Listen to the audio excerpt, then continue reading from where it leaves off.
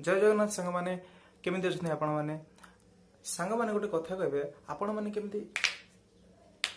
आंगुठी फुटे कि एवं बेले बेले आप जिते दौड़ुवे से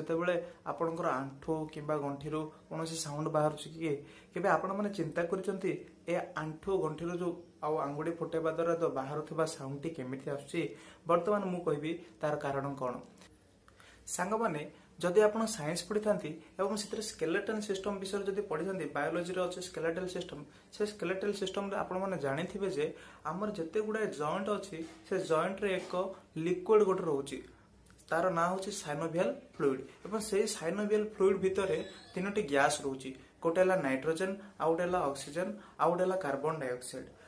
से साइनोवियल फ्लूइड भितर आमर तीनोटी गैस डिजल्व अवस्था रही था माने द्रवीभूत अवस्था रही था तो से तीनोटी गैस होची नाइट्रोजन ऑक्सीजन एवं कार्बन डाइऑक्साइड तो जिते बेले भी आमे आमर आंगुठी गुड़ा को स्ट्रेच करिथाउ नहले जेकोसी भी आमर गोड़ को स्ट्रेच करिथाउ तो सेते बेले सेही लिक्विड भितर थिबा तीनोटी जाक गैस रिलीज हेकी बबल्स फॉर्मेट रे रही जाती फोटका टाइप फोटका होइकी रही जाती तो जिते बेले आमे सेगुडा को एमिति दबाऊ नहले सेगुडा को आमे आउ टिके स्ट्रेच करू प्रेशर पकाऊ तो सेते बेले से फोटका गुड़े को फाटी जाती फल आमर गोटे एमिति साउंड हुए